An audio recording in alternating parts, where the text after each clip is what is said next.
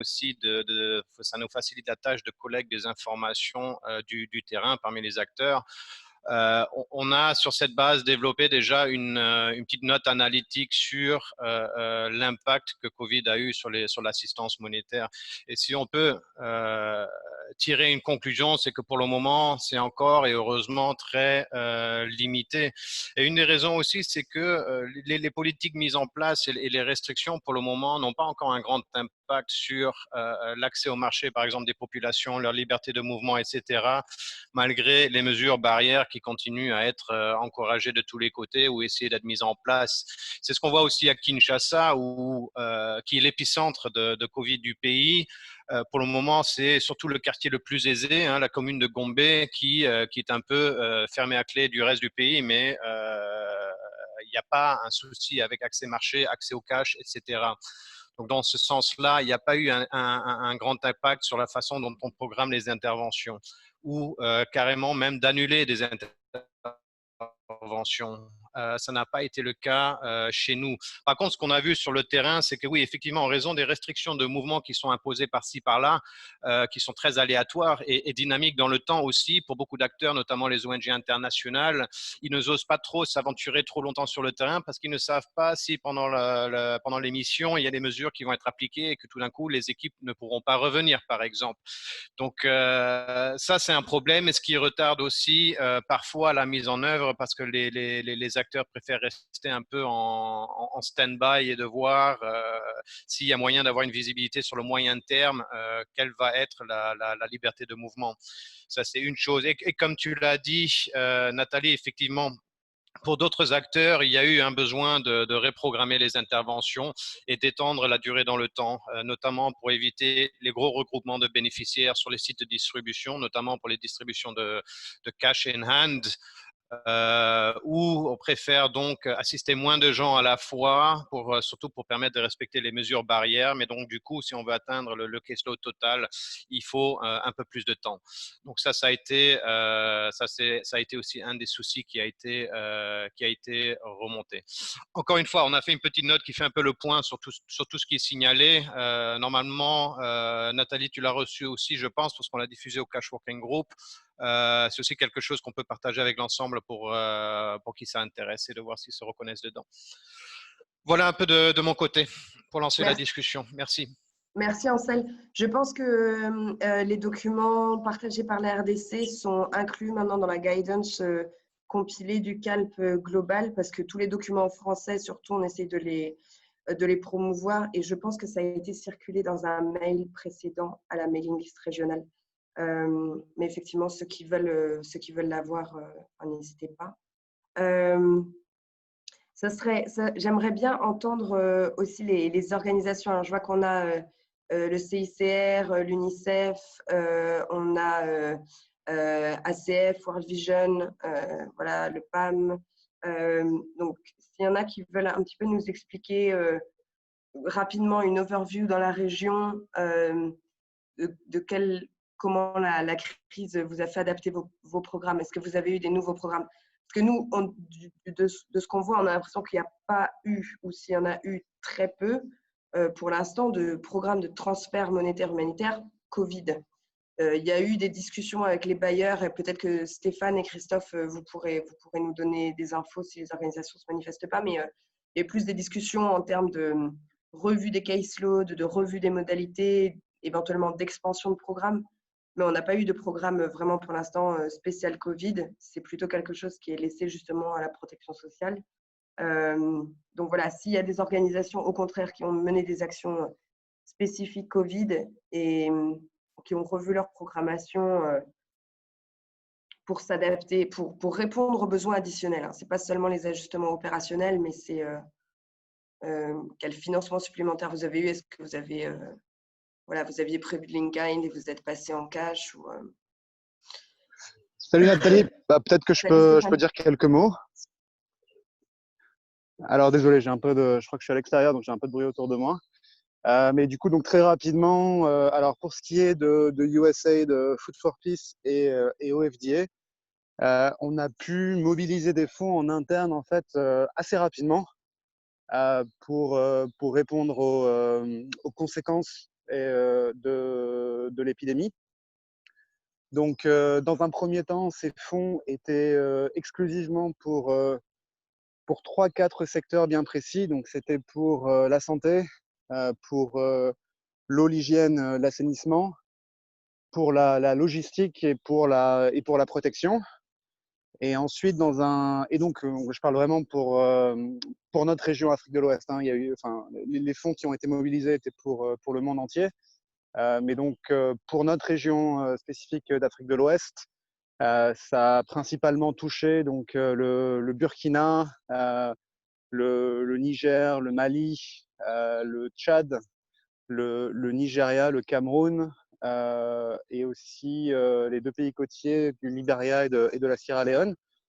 Ensuite, dans un deuxième temps, ces fonds spéciaux se sont ouverts au secteur de la sécurité alimentaire. Et donc là, on a pu mobiliser quand même des enveloppes qui étaient assez conséquentes. Et on a pu faire un plaidoyer pour 3 pays. Donc, on a pu mobiliser des fonds pour le Cameroun, pour le Burkina et pour le Nigeria. Ces fonds étaient spécifiques à l'impact du Covid. Malheureusement, en discutant un petit peu avec les différentes organisations dans ces pays-là, on s'est rendu compte qu'il était quand même assez compliqué d'identifier un impact clair du Covid sur l'insécurité alimentaire, en fait. On arrivait à identifier une dégradation de la situation alimentaire, mais de pouvoir vraiment, avec précision, dire tiens, telle population sont en insécurité alimentaire exclusivement à cause du Covid, c'était compliqué. Parce que c'était vraiment, les causes étaient multiples. Et donc, du coup, ce qu'on a décidé de faire, c'était plutôt de se focaliser sur les zones d'intervention un peu traditionnelles pour nous, dans nos pays d'intervention, où la situation alimentaire avait été, la situation d'insécurité alimentaire avait été exacerbée par le Covid, pour pouvoir augmenter la capacité des programmes. Mais donc, du coup, on n'est pas allé sur des zones un peu plus urbaine ou en capitale, parce que du coup, on partait du principe que dans ces zones-là, comme tu l'as mentionné tout à l'heure, les programmes gouvernementaux, les filets sociaux devaient normalement être en mesure de pouvoir apporter une assistance. Et du coup, nous, on s'est quand même plus consacré sur les zones dans lesquelles l'accès et les besoins humanitaires étaient un peu plus difficiles. Pour répondre à ces besoins, on est passé par le PAM, exclusivement pour la sécurité alimentaire, parce qu'après une réflexion, comme on avait déjà beaucoup de programmes avec le PAM en cours dans tous ces pays, et qu'on a une possibilité d'aller très vite avec le PAM, que ce soit pour faire des contrats et pour qu'ils mettent plus à l'échelle leur opération, ça avait du sens pour nous. Donc ça, c'est encore une fois pour le Burkina, pour le Cameroun et pour le Nigeria. Et dans un deuxième temps, on a débloqué des fonds un peu moins conséquents pour le Mali et pour le Niger. Voilà. Et là, dans un dernier temps, on va dire, on est en train d'envisager de pouvoir débloquer aussi des fonds pour la Sierra Leone, parce que la situation là-bas nous préoccupe beaucoup. Et on s'est posé la question pour le Libéria, mais bon, j'espère que peut-être dans ce groupe, il y aura quelques informations sur ce qui se passe là-bas. Mais effectivement, pour le Libéria, on a eu l'information que le FMI débloquait des enveloppes assez conséquentes pour répondre aux conséquences du Covid. Et cela incluait également la sécurité alimentaire. Et donc, du coup, on a plus priorisé la Sierra Leone que le Libéria.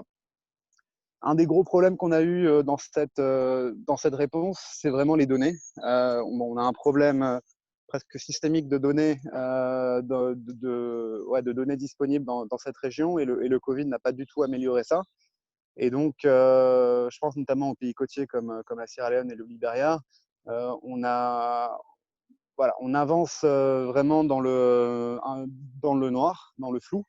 Et on a réussi à mobiliser des fonds, mais vraiment, c'était compliqué parce que les arguments n'étaient pas forcément il n'y a pas vraiment de données qui soutenaient ces arguments, quoi. Écoute, voilà. Ensuite, donc là, on est au stade où on se pose des questions par rapport à la suite. Par rapport à la suite, on discute beaucoup de programmes de livelihood. Et du coup, dans les programmes de livelihood, justement, le cache multipurpose serait une option très intéressante pour OFDI et Food for Peace. Donc, c'est quelque chose qui est vraiment en réflexion aujourd'hui pour des fonds supplémentaires à venir. Voilà, une fois que la première on va dire, urgence sera atténuée, pour pouvoir vraiment adresser les conséquences un peu plus sur le long terme du Covid. Écoute, voilà grosso modo pour nous. Et du coup, bien sûr, à côté de ça, nos programmes initiaux ont été maintenus, ont continué, ont même été, voilà, comme tu le disais, ajustés pour répondre au Covid. Donc voilà, juste pour te rassurer par rapport à la réponse de Bayer, en tout cas sur notre région, on a réussi à mobiliser des enveloppes assez intéressantes sur les pays les plus touchés. Voilà, s'il y a des questions, n'hésitez pas. Merci beaucoup Stéphane. Est-ce qu'il y a des questions pour Stéphane? Alors, c'est vrai qu'on a vu, honnêtement, la réponse des bailleurs, je pense que les financements n'ont pas été un souci sur cette réponse. Et comme tu dis, c'était plutôt…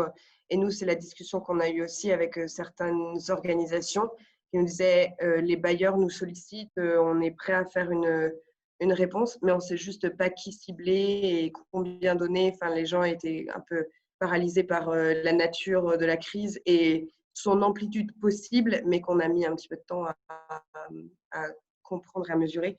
Juste sur le Libéria, nous, on a été un peu en contact avec le gouvernement qui prévoit, qui est toujours en train de travailler, il me semble, sur des filets sociaux, effectivement, en partie grâce au fonds du FMI. Et ils sont en contact avec l'ONG Give Directly, qui travaille pas mal là-bas en mobile money, etc. Donc, il semble qu'il y ait des choses qui se prévoient, mais c'est aussi quelque chose sur lequel on va revenir, je pense. Ça prend beaucoup de temps à se traduire, quoi. Sur les filets sociaux, on est un petit peu en souffrance. Je crois, il y a un collègue de la Banque mondiale, je crois, qui est là, du Burkina Faso. Et là, je vois qu'il y a Monsieur Issa du programme filets sociaux qui souhaite intervenir. Vous pouvez y aller, monsieur. Bonjour Nathalie, bonjour tout le monde.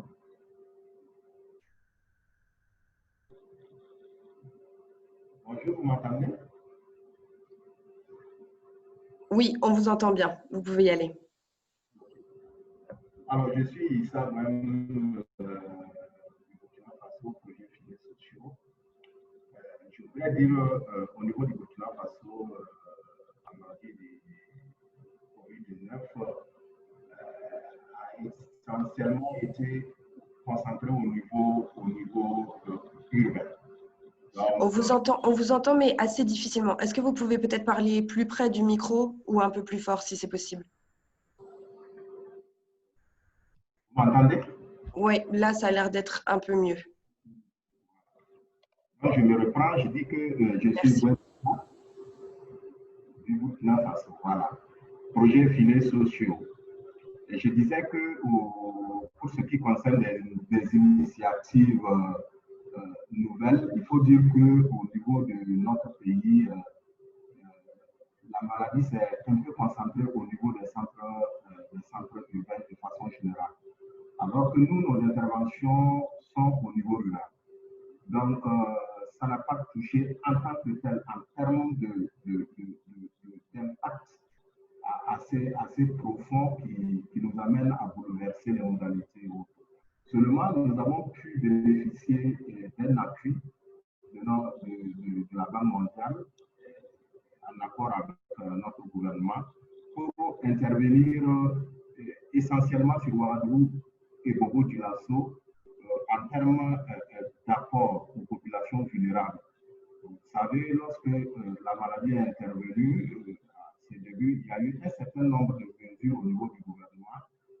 Les marchés étaient fermés, villes touchées étaient en quarantaine, etc. Donc, ça a bouleversé l'économie, ça a bouleversé l'existence de tout le monde et particulièrement les populations qui vivaient au jour le jour. Ce qui fait qu'on a élaboré 3 réponses. La première réponse est en direction des populations vulnérables qui étaient touchées. Et la cible, c'est 3000 bénéficiaires. Et là, nous ne l'avons pas limité à Ouaga et Bobo. On l'a expressement étendu à l'ensemble du territoire au cas où le cas pourrait survenir en dehors de Ouaga et Bobo. La réponse 2, c'est en direction des femmes vendeuses de fruits et légumes et qui exerçaient dans les petits commerces. Vous savez qu'on a fermé tous les marchés au niveau de Ouaga et Bobo principalement. Et ces ménages-là étaient durement touchés. Donc, nous avons ciblé 20 000 bénéficiaires à ce niveau. Ensuite, de façon générale, les populations vulnérables de ces 2 localités également 20 000 bénéficiaires. Donc, en tout, on a 43 000 bénéficiaires que la Banque mondiale nous a soutenus à hauteur de 2,5 milliards environ pour pouvoir soutenir sur 3 mois. Au mois de mai, juin, juillet. La modalité, c'est 20 000 francs par mois et pour chaque bénéficiaire. Voilà en gros une nouvelle initiative qui est venue s'ajouter, n'est-ce pas, au transfert monétaire que nous faisons déjà à près de 100 000 bénéficiaires au niveau du Burkina Faso. Et là, c'est essentiellement dans les zones rurales. Merci beaucoup. Alors, j'ai compris l'ensemble, mais je pense qu'il y a des détails qui m'ont échappé. Si vous pourrez nous envoyer peut-être par mail après la réunion le détail pour qu'on puisse être sûr que dans les minutes de la réunion, on inclut bien les informations que vous nous avez transmises. Le son était irrégulier, je dirais. Est-ce que du coup, les distributions, vous avez dit, la période couverte est mai, juin, juillet, donc les distributions ont commencé en mai. D'accord. Et c'est quelle modalité que vous utilisez c'est les transferts monétaires 20 000 francs par 20 000 francs par ménage par mois. Voilà. Et c'est distribué par téléphone ou c'est les IMF ou... Du transfert électronique. Transfert électronique. OK. Merci beaucoup pour ces informations. Alors, je vais voir si je peux solliciter directement peut-être est-ce que le CICR ou World Vision, UNICEF, qui voudrait nous dire un peu les ajustements que vous avez faits, s'il y en a eu. OK. Bonjour Nathalie. Merci Tanjona, salut, ça va? Ça va? Oui, du CICR.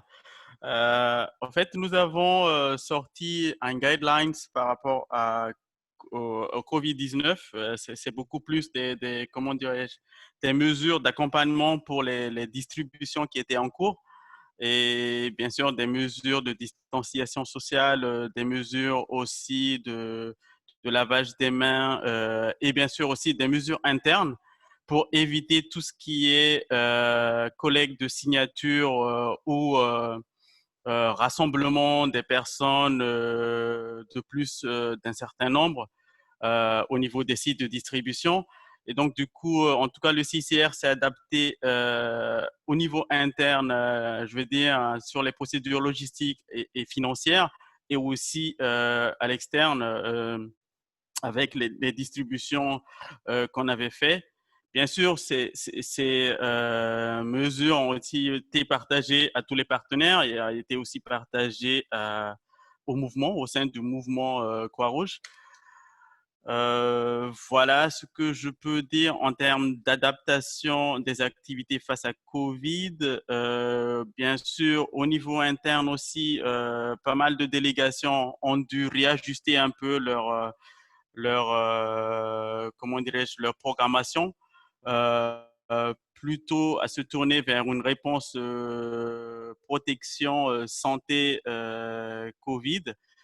Et voilà, je pense que en gros, c'est ce que je peux dire à ce stade par rapport à ce qu'on a fait. Bien sûr, il y avait quelques initiatives, quelques projets qui étaient prévus être distribués en in-kind qui ont été transformés en cash, en unconditional cash. Mais cela reste quand même quelques initiatives, quoi. C'est pas, je veux dire, toutes les délégations au niveau Afrique de l'Ouest et centrale qui l'ont adopté. Merci. Merci beaucoup, Tanjuna. Bonjour Nathalie, Oui, bonjour, salut Midou, ça va? vous allez bien? Ça va, Bon, je vais merci. juste partager avec vous quelques points de ce qu'on a dû faire lié à ce contexte-là. Bon, d'abord, nous, ça se trouvait que déjà notre grand voisin qui est le Nigeria, parce que en fait, je suis Milou, je suis du Niger, je suis au PAM, notre grand voisin du Nigeria qui nous ravitaillait dans la partie sud du pays avait formé depuis longtemps ses frontières.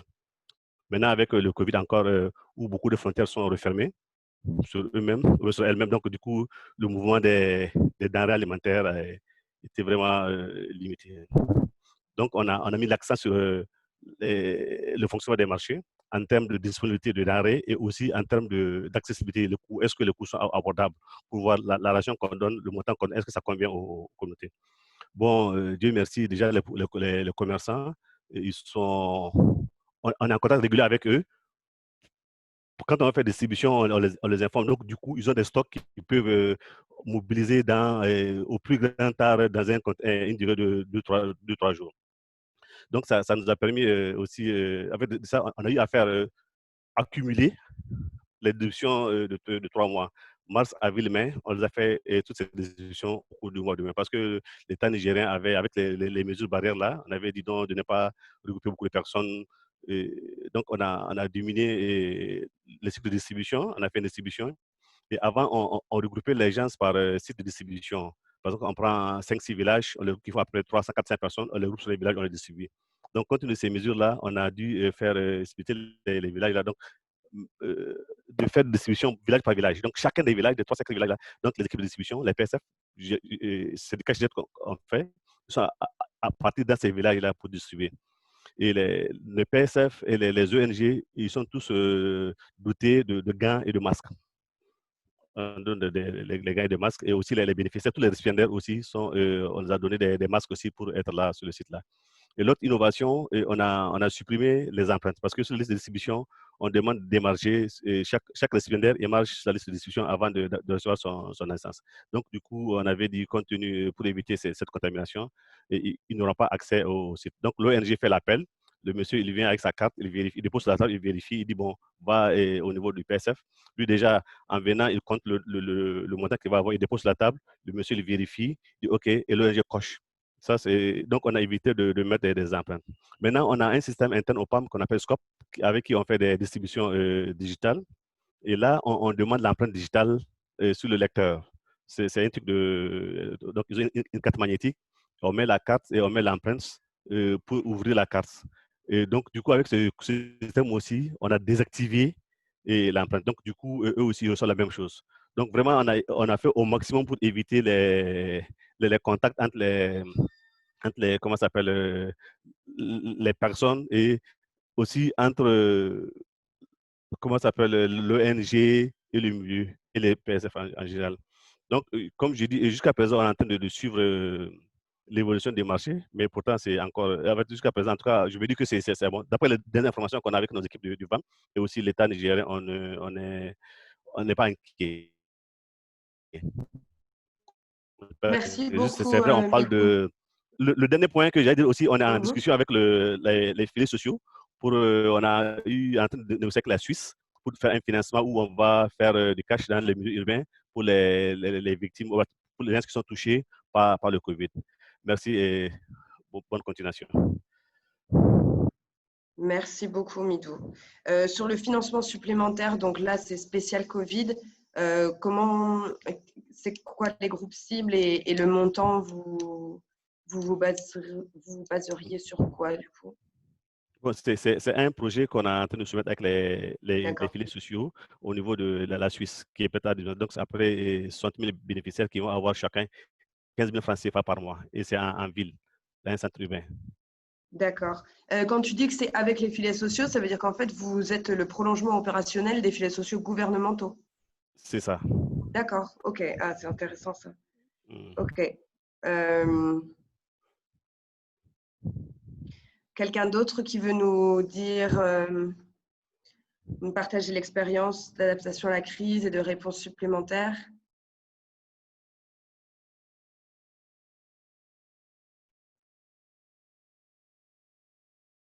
Non. Alors, on a plusieurs cash working groups aussi de la région avec nous aujourd'hui. Donc, Ansel nous a parlé un peu. D'ailleurs, Ansel, tu as été assez modeste parce que vous avez fait vraiment beaucoup de choses sur le cash working de RDC. Je ne sais pas si tu veux y revenir, mais vous avez produit notamment un mapping des FSPs, des analyses de marché conjointes, une guidance, donc ça tu nous en as parlé, une guidance pour guider un peu les membres sur comment ajuster la réponse Covid. Je vois qu'on a Andrea pour le Niger, on a Pierre pour le Mali. Donc, si vous voulez tous les deux aussi nous dire un petit peu les initiatives menées par vos cash working group pour répondre, pour aider notamment les membres du cash working group à répondre à la crise. Nathalie, si je peux juste compléter. Oui, en fait, ouais. Merci beaucoup. Non, effectivement, hein, tout au début de la crise, une de nos premières réactions, c'était de produire une note d'orientation avec le peu de connaissances qu'on avait sur ce contexte particulier, mais déjà de faire un heads-up à certaines agences sur certains réflexes à avoir dans leur programmation. C'est quelque chose qu'on a continué à actualiser aussi, étant donné qu'il y avait de plus en plus de ressources qui commençaient à être partagées par d'autres pays. Donc, tout le monde était dessus. Juste par rapport au mapping des fournisseurs de services financiers, donc ça, c'est un travail qui est extrêmement important pour le cash working group, mais le cri.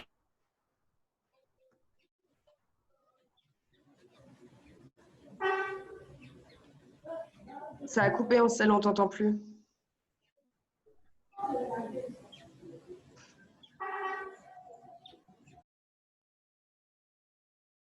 En salle, on t'a perdu. Je ne sais pas si c'est moi seulement.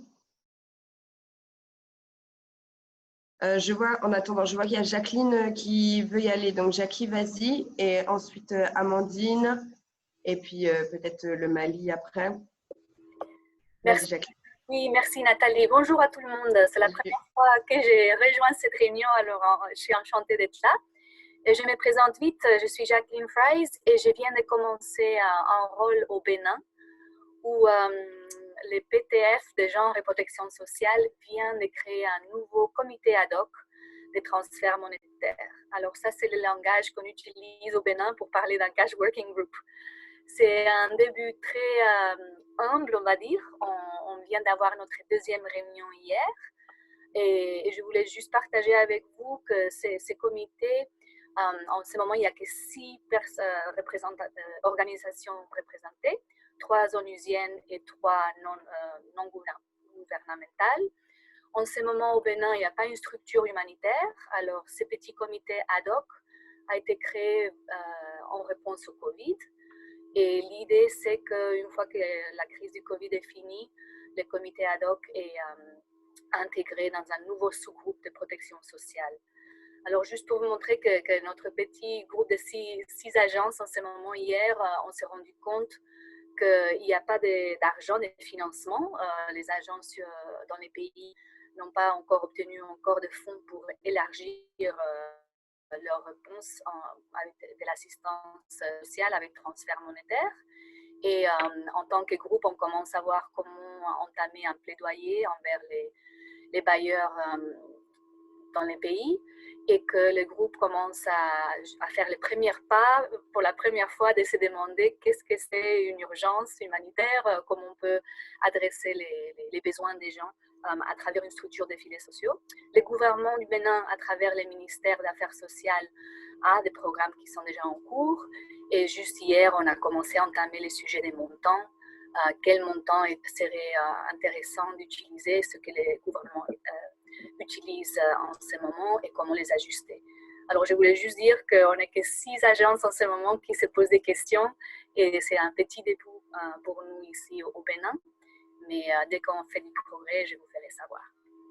Merci. Merci beaucoup, Jackie. Et je pense qu'on pourra y revenir parce que le Bénin est un des rares pays de la région où le gouvernement, pour le coup, essaye vraiment de jouer son rôle à plein sur la réponse Covid. Et du coup, il y aura sûrement des choses intéressantes à documenter.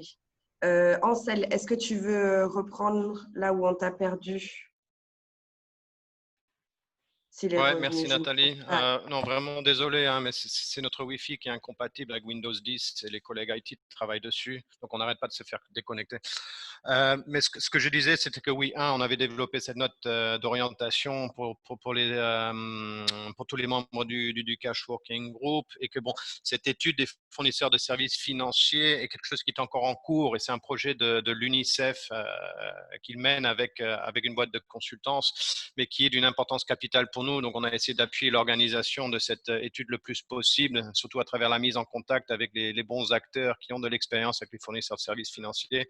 Parce qu'à la fin, ça va nous donner une cartographie de qui opère où. Hein. C'est très important, surtout dans un pays aussi grand et aussi vaste que la RDC et avec toutes les contraintes opérationnelles que nous connaissons, notamment dans les zones reculées et auxquelles font face les fournisseurs de services financiers. Donc à la fin, le résultat, ça sera comme un menu dans un restaurant qui nous donne une analyse comparative entre tous les fournisseurs de services financiers, le type de services qu'ils livrent, où ils ont pu opérer, les expériences qu'ils ont eues avec les acteurs humanitaires, si c'était bon, si c'était mauvais, etc.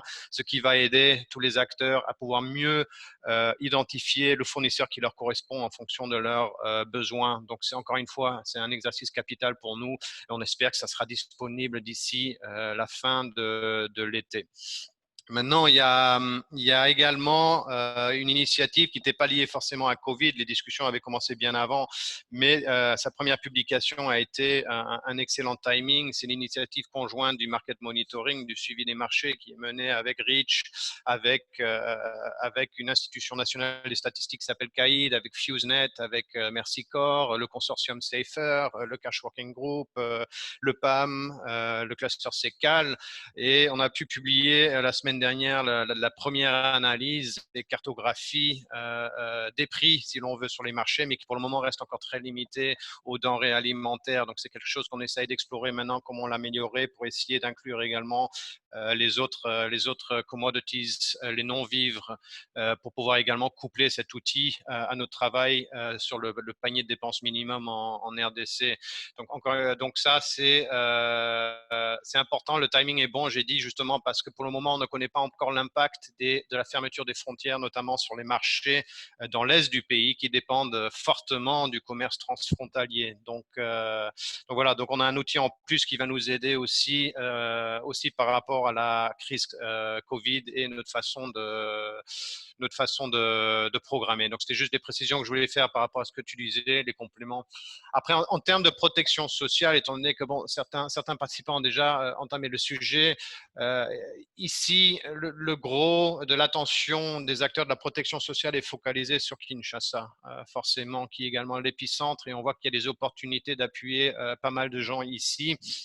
Sauf que pour le moment, ces projets sont en phase de concept. Hein. On a 2 acteurs qui se positionnent avec un caseload considérable, mais en phase concept dans le sens où il n'y a pas encore des infos qui sont partagées avec le Cash Working Group en termes de ciblage, en termes de fournisseurs de services financiers utilisés, parce qu'en milieu urbain ou en métropole comme Kinshasa, le mobile money, c'est le seul way forward. Hein, et c'est également une des attentes des bailleurs de fonds, et ce, à juste titre. Le souci avec Kinshasa, c'est que ce n'est pas une zone d'assistance traditionnelle, dans le sens où on n'a pas toutes les évaluations qu'on souhaiterait avoir, toutes les analyses de marché ou carrément des listes de bénéficiaires déjà existants d'interventions précédentes. Donc, il faut qu'on commence un petit peu à zéro et avec les restrictions en place, avec le social distancing, on ne sait pas toujours forcément comment s'y prendre. Donc, c'est la question du ciblage qui est le blocage principal. Merci beaucoup, Ansel. Alors, sur le ciblage, parce que c'est une question qui est revenue beaucoup dans les requêtes de soutien que nous, on a eues. Pour ceux qui ne suivent pas forcément, il y a toute une série de webinaires organisés par socialprotection.org qui se tient depuis le début de la crise. Donc, chaque semaine, il y a 2 ou 3 webinaires sur le rôle que peut jouer la protection sociale dans la réponse Covid sur plein d'aspects. Et il y en a eu de très nombreux sur les filets sociaux. Et mardi matin, il y en avait un sur justement l'identification, donc le ciblage et l'enregistrement, identification, ciblage, identification, enregistrement pour la réponse Covid, où il y a du coup des messages intéressants. Le recording est sorti, donc on pourra l'inclure aussi dans les minutes de la réunion. Il y a tout un ensemble de documents qui est sorti, qui a été publié par Space, qui est une espèce de consortium d'acteurs, d'experts de protection sociale qui ont résumé en quelques pages plein de savoirs sur justement la protection sociale, les filets sociaux et inclut le ciblage. Et c'est très, très intéressant. Voilà. Ansel, bon, j'entends bien que tu as des soucis avec la connexion, mais je pense qu'on a eu pas mal d'infos et de toute façon, tous ceux qui veulent aussi plus de détails sur la RDC, n'hésitez pas à contacter Ansel. Vous avez le contact sur le site du CALP, sur la page RDC. Merci Jackie, qui a donc posté le site de socialprotection.org et le lien vers les webinaires dans le chat. Amandine, tu voulais nous donner une update pour la RCA. Oui, merci Nathalie. Un peu comme Ansel, je ne sais pas si ma connexion va tenir. Mais en RSA, il y a quelques similarités, bien qu'on en est bien loin, avec la RDC, où effectivement Reach avait commencé à suivre les marchés en Centrafrique depuis fin 2019. Et donc, avec l'arrivée du Covid, maintenant, on a un suivi mensuel, ce qui nous permet de localiser les NIB, qui est donc une grosse aide. On a vraiment des discussions pour avoir une réponse cash Covid en Centrafrique. Après, je peux parler en tant que l'UNICEF. Nous, on a développé une stratégie cash Covid et on va mettre en œuvre notre premier projet cash Covid dans les semaines à venir, avec comme objectif vraiment d'intervenir sur les zones qui sont sanitairement touchées et d'intervenir auprès des victimes qui sont directes et indirectes de la crise du Covid.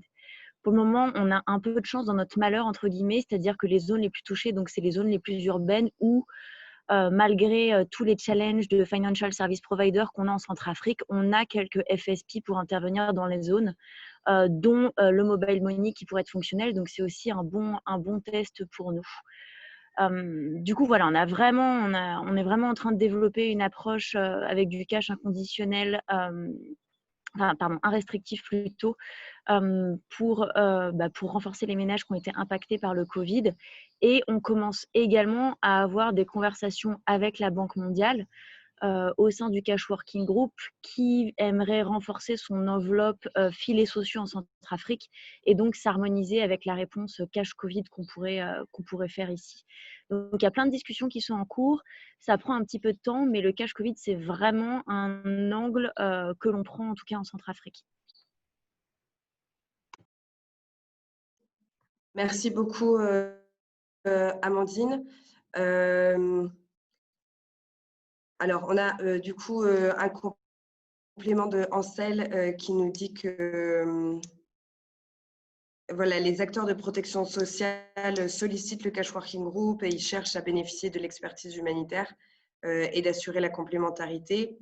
C'est encore en phase concept, donc pour l'instant, on n'a pas trop de détails sur notamment comment se fera le ciblage, sachant qu'il n'y a pas de registre social en RDC, peu de ressources disponibles sur Kinshasa pour la préparation. Comme tu nous disais, ce n'est pas une zone d'intervention habituelle, donc voilà, les moyens ne sont pas forcément mis là.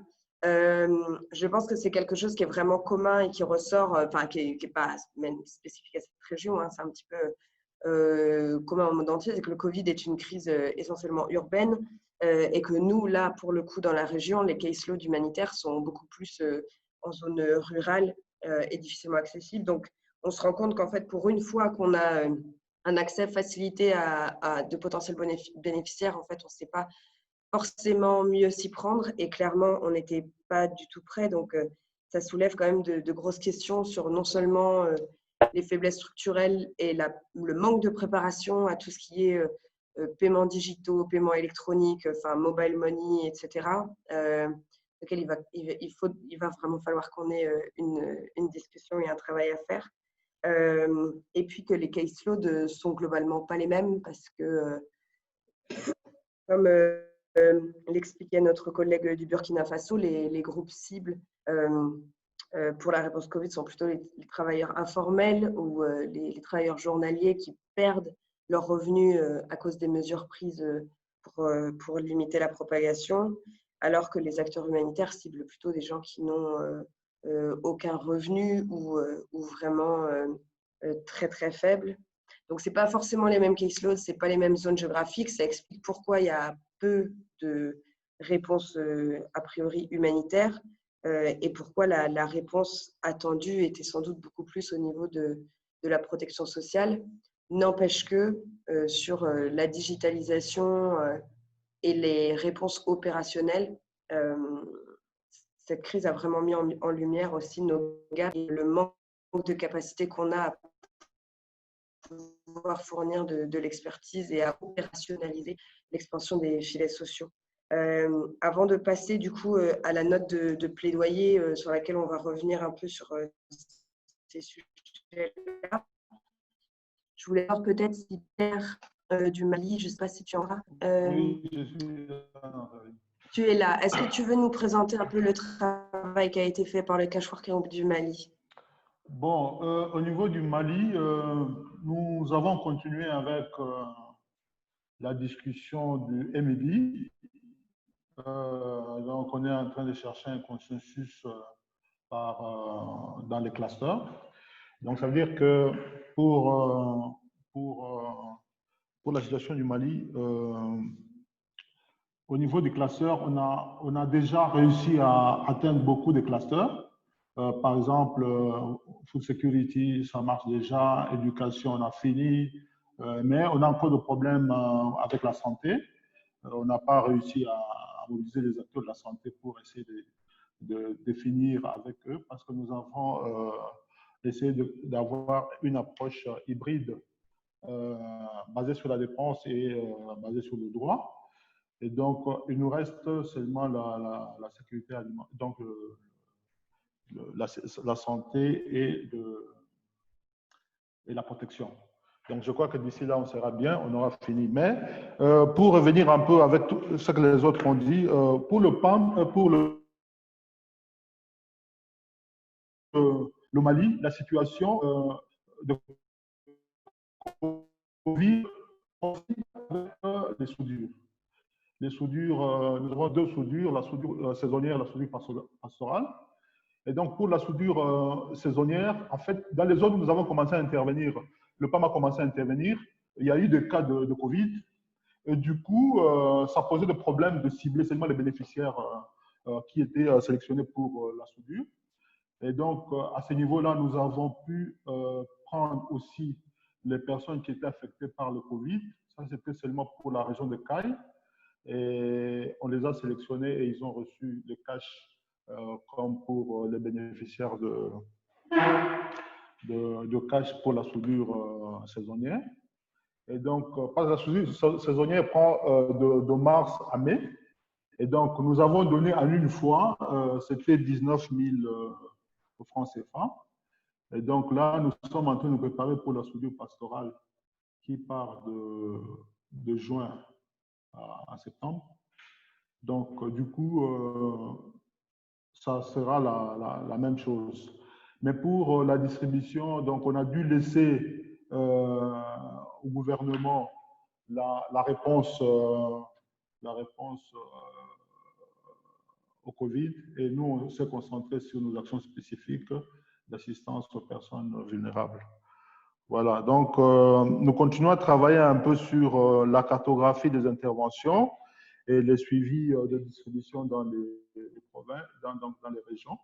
Mais bon, voilà, c'est là que nous sommes là avec le Cash Working Group. Merci. Merci beaucoup, Pierre. Ce qui est très intéressant aussi, je me permets de le dire parce que je sais que c'est quelque chose que vous avez fait et qui a manqué dans plusieurs pays. Ça rejoint un peu ce que disait Stéphane tout à l'heure sur le manque de sur le manque de données qu'il y a, le Cash Working Group du Mali a pu faire un travail vraiment très intéressant de mesure des gaps, donc de perte des revenus des ménages et de calculer la baisse des gaps, ce qui a permis de mesurer l'ajustement du MIB qu'il faudrait, l'ajustement de la valeur, etc. Et je pense que ça, c'est vraiment quelque chose qui a été hyper intéressant. Sur le manque de données aussi, parce que c'est un commentaire que j'ai reçu aussi dans le chat, c'est vrai qu'on n'a pas eu vraiment de mesure de l'impact. Alors, il y a des chiffres, j'imagine que la Banque mondiale aussi a fait par pays probablement, ou est en train en tout cas d'essayer de mesurer l'impact. Il y a l'impact immédiat, mais il y a surtout l'impact de long terme qui est encore difficile à mesurer, aussi bien sur la dette, sur évidemment la diminution de la croissance des pays touchés, et au niveau immédiat sur les pertes de revenus. Mais il y a quand même quelques enquêtes qui ont été menées. Vous avez peut-être vu passer cette enquête régionale du PAM que je vous invite tous à faire circuler très largement. Thérèse, je ne sais pas si tu peux peut-être retrouver le lien et le mettre dans le chat. L'enquête sur l'impact du Covid sur la sécurité alimentaire et les revenus des ménages dans toute l'Afrique de l'Ouest. Voilà, c'est une enquête en ligne. Alors, c'est vraiment pour toutes les couches, je dirais, de la population. Mais si vous pouvez le faire circuler, c'est intéressant. Et il y a aussi CGDev qui a fait une enquête par téléphone au Sénégal auprès de plusieurs milliers de ménages sénégalais et qui a montré que plus de 85% des ménages déclaraient avoir perdu des revenus dans le cadre de cette crise. Alors, vous pourrez voir aussi les résultats. On va essayer de vous retrouver ça. Thérèse aussi, je suis désolée, si tu peux essayer de retrouver les résultats de l'enquête au Sénégal de CGDev qui donne plus de détails sur la perte du revenu des ménages. Donc, il y a eu des enquêtes au niveau des pays, mais c'est vrai que ces enquêtes ont peu circulé. Les cash working groups n'en sont pas forcément saisis ou n'ont pas forcément reçu l'info. Et du coup, ça n'a pas forcément informé la prise de décision sur le cash, les montants, etc. Et quelque chose qui est aussi revenu dans les commentaires, c'est le manque de saisie des clusters. En tout cas, ils n'ont pas vraiment utilisé cette crise pour embrasser les transferts monétaires comme nouvelle modalité, et c'est vraiment une opportunité manquée. Et au fur et à mesure que les crises se passent, on a l'impression que les opportunités manquées se cumulent, donc on peut dire qu'on progresse. Il y a 5 ans, quand on a eu Ebola, clairement, il y avait 2 organisations dans toute la région qui considéraient le cash éventuellement. Bon, c'était 2 crises différentes, mais c'était quand même des épidémies. Donc, on voit que là, il y a eu plus d'engouement qu'il y a 5 ans et beaucoup plus de prises d'initiative. Mais la région reste quand même globalement très en retard par rapport à ce qui s'est fait et ce qui s'est discuté dans d'autres régions du monde. Alors du coup, avant de passer à la note de plaidoyer, je vais juste lire le dernier commentaire.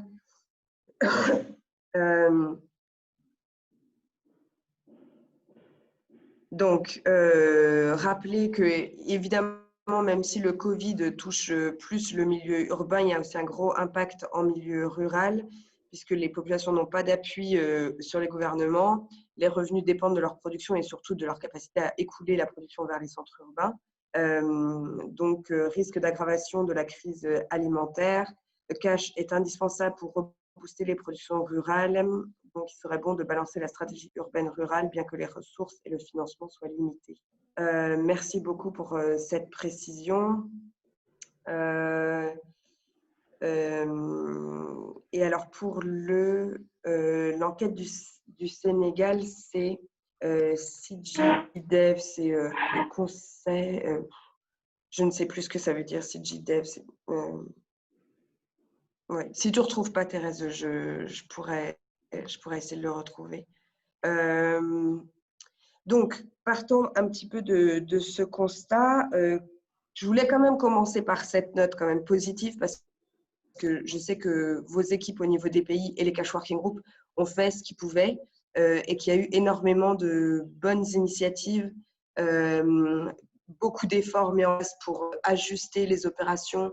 On a réussi, par exemple, voilà, à mettre à jour des MIB en un mois, ce qui nous mettait d'habitude 6 mois ou 1 an à faire. On a eu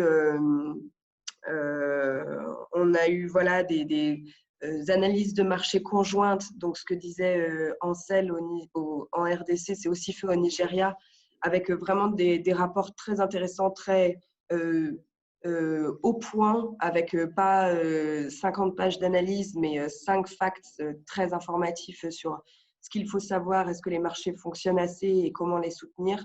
On a eu des gouvernements qui voilà, ont engagé des discussions avec des partenaires et vous nous en avez fait part. Mais la réalité est quand même que 2 mois, 3 mois après que la crise ait commencé à toucher la région, il y a quand même toujours assez peu de réponses, et notamment de réponses en filets sociaux qui est faite.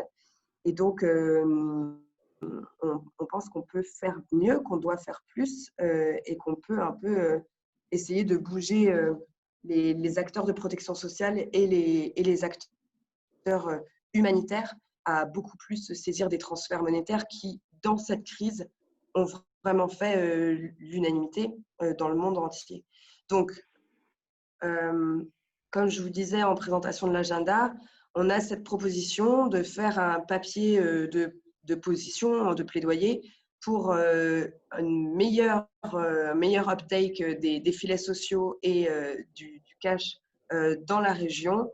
C'est un papier qui va se faire de toute façon et qui va être fait au nom du Regional Cash Working Group et de la plateforme de la protection sociale. L'idée est de voir qui parmi vous est intéressé pour vraiment jouer un rôle actif dans sa rédaction. Donc, on va évidemment se baser sur les expériences des Cash Working Group et de vos organisations. Le but est de promouvoir ce qui a été fait, de dire que voilà, ceux qui avaient un rôle à jouer ont essayé de faire leur rôle, mais d'identifier quelles sont les barrières structurelles qui font que cette région en particulier est quand même toujours un petit peu à la traîne et quelles sont les responsabilités, enfin vraiment les recommandations qu'on doit faire pour faire bouger les choses. Alors, on a fait un canevas très laid, hein, je ne vais pas vous mentir, mais bon, on est entre nous. Donc, je vais vous partager mon écran et puis voilà, vous montrer un petit peu la structure. Alors, comme on est très nombreux, je ne sais pas si on va pouvoir aller en détail là sur la structure, mais au moins collecter vos retours et puis me dire si c'est quelque chose voilà, qui, au nom de votre organisation ou individuellement, vous intéresse pour participer. Alors, je vous partage mon écran. Hop. Voilà, j'espère que vous voyez. Alors, c'est un petit peu, c'est à moitié en français, à moitié en anglais. On avait commencé par le faire en anglais et puis on s'est dit que si l'audience était essentiellement les gouvernements de cette région et voilà, les decision makers de cette région, c'était peut-être mieux de le faire en français. Mais on sait qu'à la fin, ça sera de toute façon dans les deux versions, une version dans les deux langues. Donc, l'idée, ça serait de le porter au nom de la plateforme de la protection sociale régionale et du Cash Working Group régional. Ça n'a pas encore été partagé avec la plateforme pour la protection sociale. Enfin, on a eu cette discussion, donc on a un accord de principe sur la rédaction de ce document. Mais voilà, je vous présente le canevas et puis on leur présentera après où ils nous feront aussi leur retour. Donc, l'idée, c'est d'avoir une note qui fasse ensemble. On sait que cette crise était vraiment l'opportunité, une opportunité pour la protection sociale de se renforcer, et en tout cas la démonstration que c'est ce dont on a besoin. C'est moins clair sur les besoins humanitaires, comme on l'a vu, mais sur la modalité du transfert monétaire, qu'elle soit en filet social ou en transfert humanitaire, il n'y a pas eu en fait il n'y a pas vraiment eu de débat au niveau global. C'était clair pour tout le monde que c'est ce qu'il fallait faire. Donc l'idée, c'est de commencer à présenter les initiatives qui ont été faites en filets sociaux et en transfert monétaire. Donc il y a quand même des pays qui ont fait très vite, qui ont eu des réactions très vite, notamment le Cap-Vert et le Nigeria. La Mauritanie et le Burkina ont fait des annonces. Alors du coup, le Burkina nous a confirmé que c'est déjà opérationnalisé depuis mai. Donc, il faudra qu'on vérifie pour la Mauritanie. Il y a le collègue de Adig qui est là. Je ne sais pas si vous pourrez peut-être nous donner des informations sur les filets sociaux en Mauritanie. Oui, bonjour. Bonjour, bonjour. Voilà, je suis là en ce qui concerne les filets sociaux en Mauritanie. Et le programme était là, mais les gens ont pu commencer en fin mai. Pratiquement, les gens sont actuellement sur la phase de ciblage.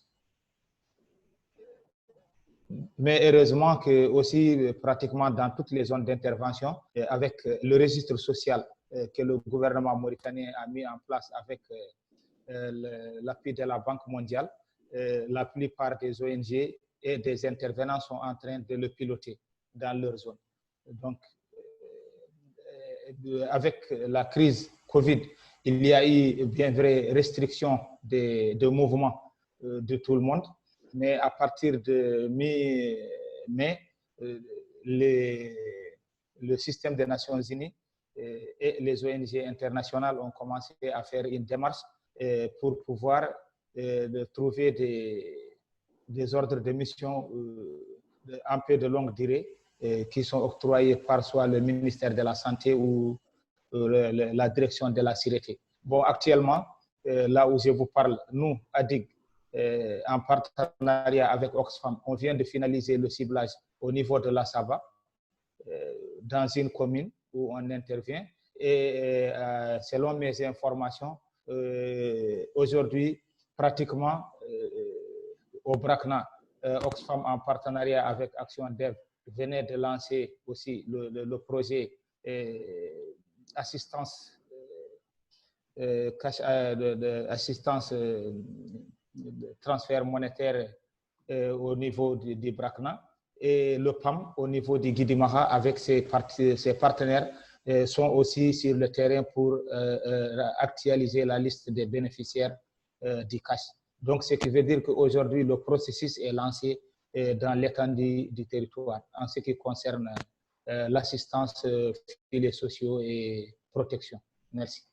Merci beaucoup. Et du coup, c'est bien les filets sociaux spéciaux Covid? Non, non, non, non. C'est les programmes classiques. Tout ce qui est spécifique Covid n'a pas encore été déclenché. Mais avec le système des Nations Unies, il y a un document qui va compléter les efforts de l'État mauritanien qu'ils ont déjà mis en place. Parce que le gouvernement mauritanien a mis en place une cagnotte de 25 milliards pour appuyer les différents secteurs.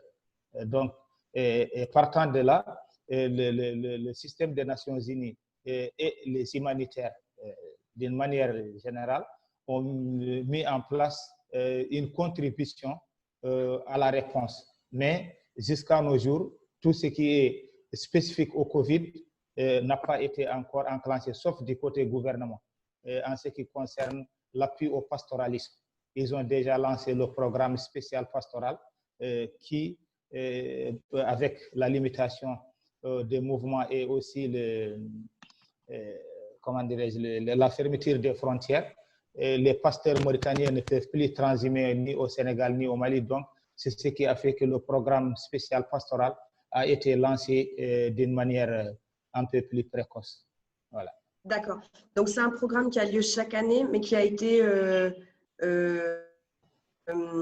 lancé plus tôt cette année ou qui a été étendu, ou c'est un Voilà, en ce qui concerne la réponse humanitaire dans le cadre des filets sociaux, c'est des programmes habituels.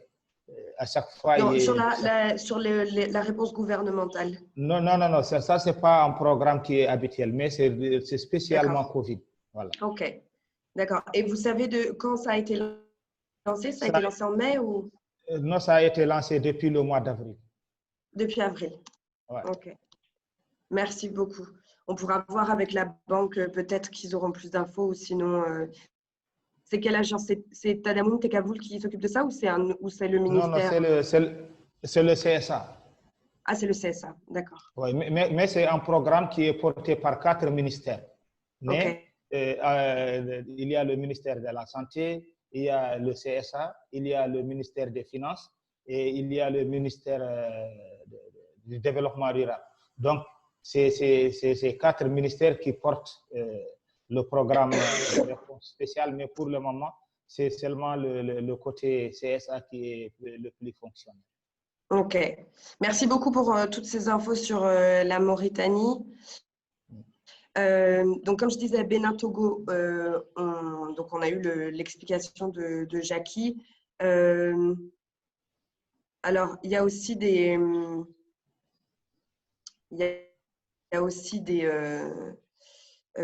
initiatives intéressantes, notamment sur l'enregistrement au Togo, avec une plateforme d'enregistrement en ligne, un numéro dédié et tout ça. C'était assez intéressant. Donc, l'idée n'est pas de documenter vraiment in extenso toutes ces initiatives, mais de reconnaître ce qui a été fait et de ne pas dire, voilà, on est en retard, rien n'a été fait. Il y a des choses qui ont été faites, les gouvernements ont mis en place des choses. Donc, on commence par reconnaître ça. Alors, je vois que dans le chat aussi, on a plus d'infos. Donc, merci, Boukari, pour les infos. Tu nous tiens au courant si ça peut se faire. Et du coup, le Mali. Pierre, est-ce que tu peux nous préciser si c'est bien aussi, du coup, réponse Covid, l'extension de Gigi Semedjiri? Bon, non, c'est pour toute la protection sociale, pas spécialement pour Covid. Hein. Okay. D'accord. De toute façon, c'est toujours intéressant de voir les connexions qui se font humanitaire et développement. Mais là, c'est vrai que l'idée de cette note, ça serait un petit peu de se… Alors après, on peut reconnaître que, évidemment, ça prend du temps et ce n'est pas parce que les choses ne se sont pas passées pour cette crise Covid que la crise Covid n'a quand même pas accéléré ces discussions. Donc c'est intéressant, ça. Je sais que c'était plus loin sur la connexion.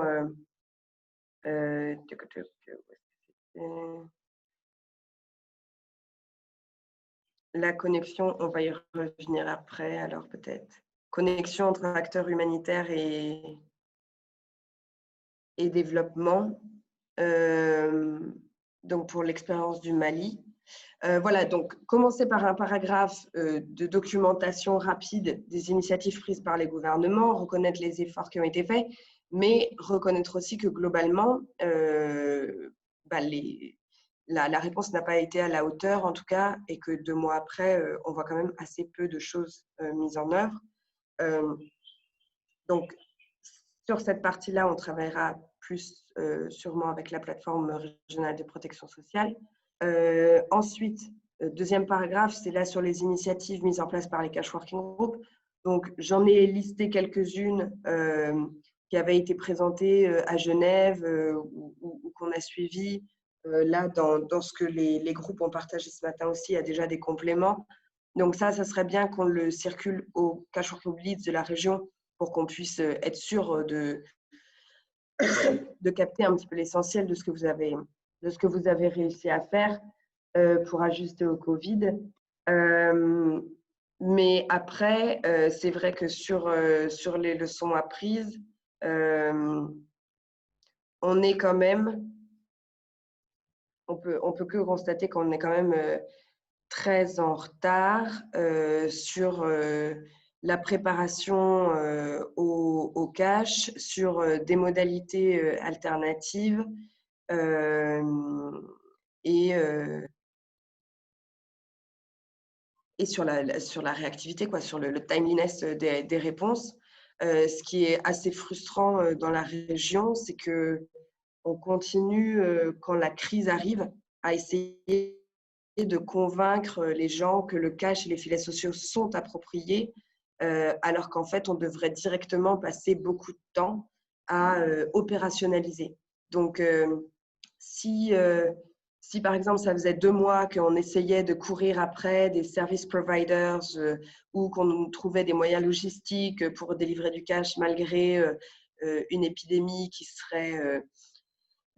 qui aurait explosé et tout ça, et des restrictions de transport très très fortes, ça se comprend. Mais en fait, c'est pas ce qui se passe dans cette région si on n'a toujours pas de réponse à l'échelle. Comme on l'a vu, c'est pas parce que les bailleurs se sont pas mobilisés, parce que l'argent, pour le coup, était là. Les FSPs ont été très réactifs. On a eu beaucoup de sollicitations pour dire on peut ouvrir, on peut élargir, on peut étendre, etc. Et qu'en fait, on a passé beaucoup de temps et on passe encore là, maintenant, du temps à convaincre les gouvernements, les décideurs au niveau régional, les chefs de programme, les directeurs pays, les HCT, qu'il faut faire du cash, pas forcément faire que du cash, pas forcément faire du cash partout, mais que, a priori, par défaut, là, fallait partir sur le cash. Et c'est pas une lubie de la région, c'est que l'OMS, la Banque mondiale, le Cash Collaborative Delivery Network, le réseau des bailleurs, vous avez vu leurs recommandations, le groupe cash des bailleurs, comment ça s'appelle, le GHC,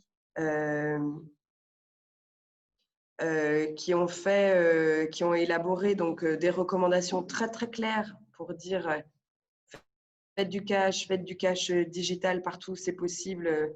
Le CGDev, il y a ID Insight qui a documenté aussi. Enfin bref, on a eu vraiment beaucoup d'acteurs au niveau global qui ont, dès le début de la crise, dit très clairement il faut faire du cash, il faut étendre les filets sociaux. C'est la seule façon immédiate de limiter au maximum l'impact de la crise dont on saura qu'il sera dur et long. Donc l'idée, c'est que vraiment, on rappelle ces faits-là et ces appels à l'expansion des TM. L'appropriateness, alors la faisabilité et la pertinence des filets sociaux. Rappeler un peu ce qui se fait dans les autres régions. Il y a ce mapping fait par Ugo Gentilini de la Banque mondiale chaque semaine qui nous dit quels pays mettent en place quelles mesures de protection sociale. C'est assez intéressant et on voit qu'il y a beaucoup de pays qui n'avaient pas de filets sociaux avant la crise qui en ont lancé, donc c'est possible. Il n'y a pas de spécificité à cette région. Et donc, une fois qu'on a rappelé un petit peu ces faits-là, d'essayer d'identifier donc les barrières de la région. Donc, certes, on a des HRP qui sont sous-financés, des cash working groups qui n'ont pas de ressources dédiées. Mais là, en termes de financement opérationnel, pour le coup, comme on l'a vu, les bailleurs se sont mobilisés très rapidement. Idem sur le manque de capacité, notamment sur les analyses de marché, etc., ce qui a vraiment paralysé un peu tout le monde pendant les premières semaines de la crise, à dire mais comment on va faire si les marchés ferment, si les transports sont limités. Et en fait, pendant toutes ces semaines où on a attendu de voir la réaction des marchés, et ben, on n'a pas forcément mis en place de solutions TM. En tout cas, accentuer la réponse TM. Et maintenant, après 2 mois de crise, on voit que les marchés ont globalement très bien tenu. La hausse des prix a été locale et assez spécifique et pas totalement démesurée. Et Dieu merci, l'épidémie ne s'est pas étendue autant qu'on le craignait. Des soucis aussi sur la coordination, et ce qu'on disait plus tôt, sur la difficulté d'engager les clusters, la faible analyse des réponses au niveau des HCT, des interclusters, qui ne se saisissent pas de l'expertise disponible au niveau des cash working groups pour évaluer justement la pertinence du cash et qui continuent à pas forcément penser cash comme une option de réponse systématiquement avec les autres.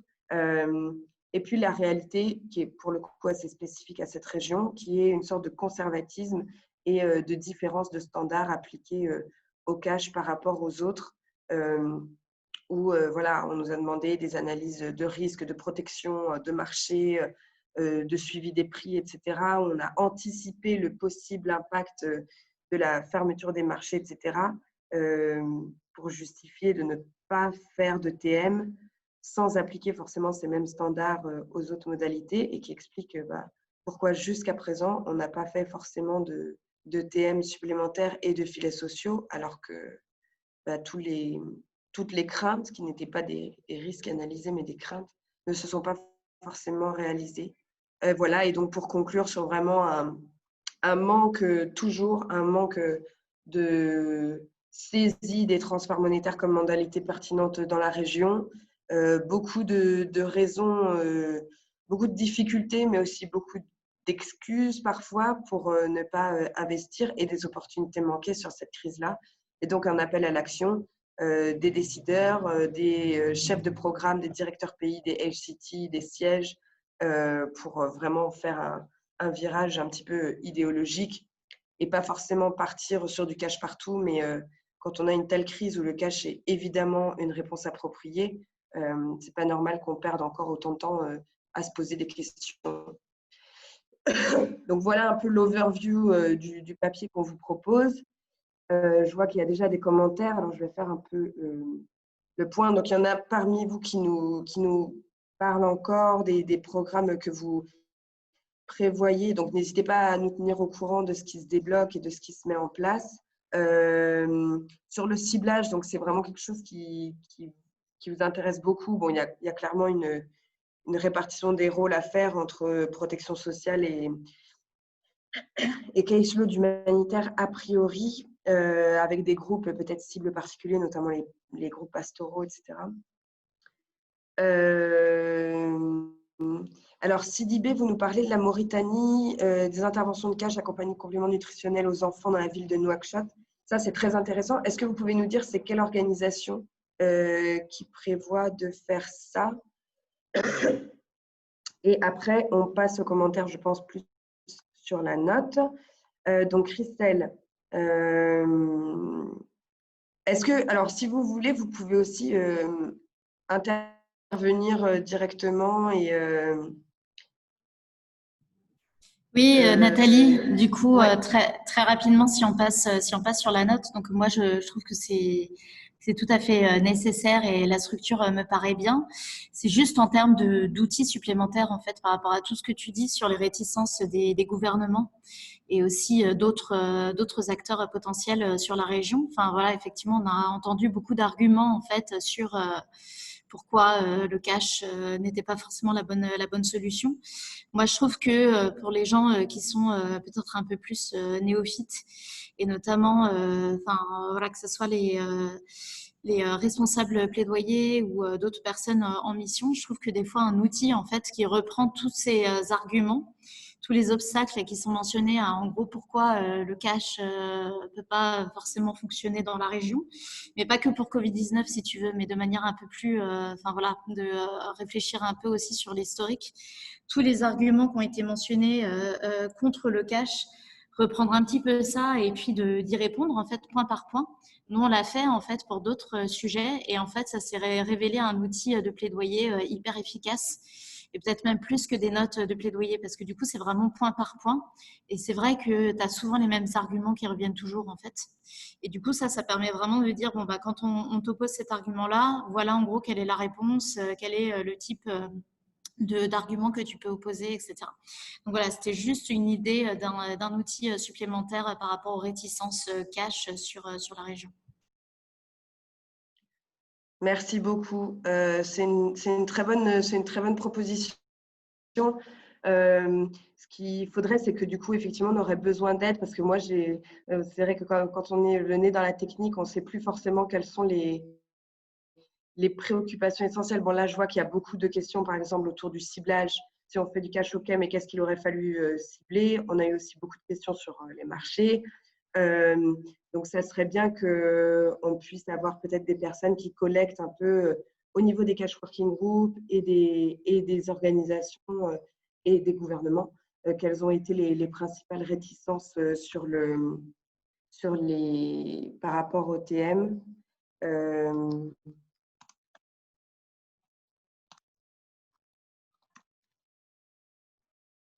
Je voyais qu'il y avait aussi… oui, alors juste Jackie sur c'est pas la Common Donor Approach, c'est vraiment un papier de recommandation des bailleurs conjointe sur l'utilisation des TM pour la réponse Covid, où en gros ils disent faites du cash.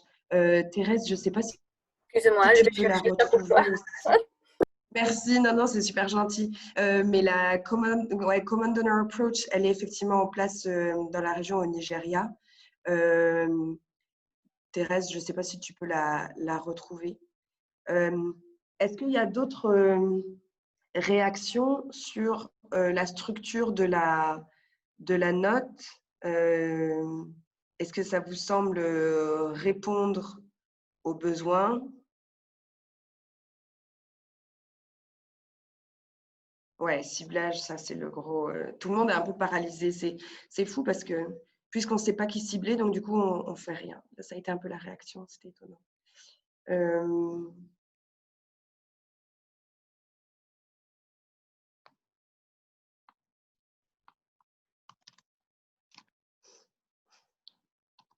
D'autres réactions sur la note? C'est quelle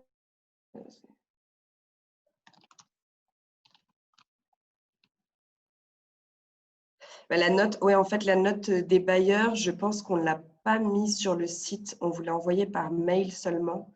Donc, je ne sais pas si on a un lien à vous.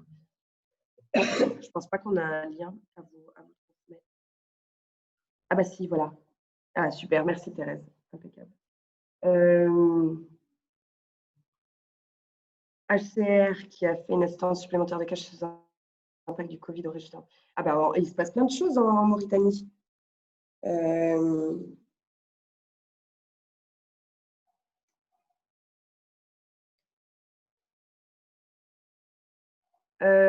Bon, s'il n'y a pas de réaction sur la structure de la note, donc on va passer directement à la mise en place du comité de rédaction. Qui serait intéressé? Alors, sachant que les cash working group leads, on ne va pas vous mettre dans le comité de rédaction parce que vous êtes déjà bien occupé, mais vous serez sollicité au moins pour relecture et pour ce que disait Christelle, je pense que c'est intéressant, la collègue, de quelles ont été les réticences auxquelles vous avez fait face et les points qui ont soulevé le plus de débats peut-être par rapport à l'adoption des TM dans cette réponse. Donc, vous serez un peu de fait dans le processus. Merci Christelle. Est-ce qu'il y a d'autres personnes parmi vous qui souhaitent s'impliquer dans la rédaction de cette note?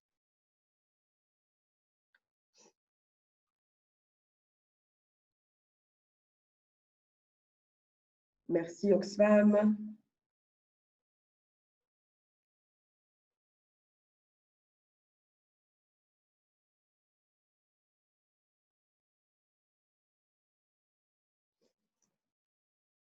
Alors, je pense qu'on aura aussi, au niveau de la plateforme de protection sociale, je pense que la Banque mondiale était intéressée. Je crois qu'on avait, je pense que Benjamin, tu es là, hein? Est-ce que, alors peut-être pas en temps dans le comité de rédaction, mais j'imagine qu'on pourra te solliciter aussi comme chair, co-chair de la plateforme de protection sociale. Est-ce que tu peux nous dire ce que tu penses de la structure? Peut-être, est-ce que ça correspondrait? Est-ce que ça serait intéressant pour toi? Oui, Nathalie, donc, comme on a dit au début, la plateforme soutient le processus. Et donc, on est d'accord avec les discussions telles qu'elles sont été faites. Ok, merci beaucoup. Vous voyez, on a par exemple, ouais, on a eu dans la région quelques expériences comme ça intéressantes, comme au Sénégal. Le Sénégal et la Mauritanie, qui sont des pays dont les gouvernements sont convaincus des filets sociaux monétaires depuis de nombreuses années et qui pourtant, pour cette réponse-là, ont choisi des distributions de denrées alimentaires qui ont pris des mois à se mettre en place. Donc, c'est quand même des choses qu'il faut questionner et dont il faut apprendre. Donc, on a dans le comité de rédaction CAL, PACEF, Oxfam, la banque, normalement, si je ne m'avance pas trop, et puis du coup, UNICEF et les cash working group comme fournisseurs d'informations aussi. Abdoulaye du PAM, je pense, tu étais là. Est-ce que vous voulez, est-ce que tu as le temps de t'impliquer dans la note ou est-ce que tu voudrais, je ne sais pas s'il est encore avec nous. C'est vrai qu'il a... Ouais, il a dû quitter. OK. Donc, ce qu'on fera, c'est que on circulera. Donc, dès qu'on a un draft de la note, on l'enverra à tous les membres du Cash Working Group pour que vous puissiez nous dire, voilà, s'il y a des gros soucis, s'il y a vraiment quelque chose qui vous chiffonne en particulier. Et sinon, l'idée, c'est que ça soit publié donc, au nom du Cash Working Group régional et de la plateforme pour la protection sociale de façon générale, en notre nom à tous, et vraiment pour essayer de bouger un peu les lignes. Et on verra quelle sorte de suite on peut y apporter au niveau des pays, quels sont les forums de décision et les acteurs de décision qu'on veut cibler en particulier. Donc, Ismaël et Christelle, on sera en contact plus directement pour voir ça. Voilà un petit peu ce que je voulais vous présenter aujourd'hui. Est-ce qu'il y a d'autres questions ou remarques sur les choses dont on a parlé?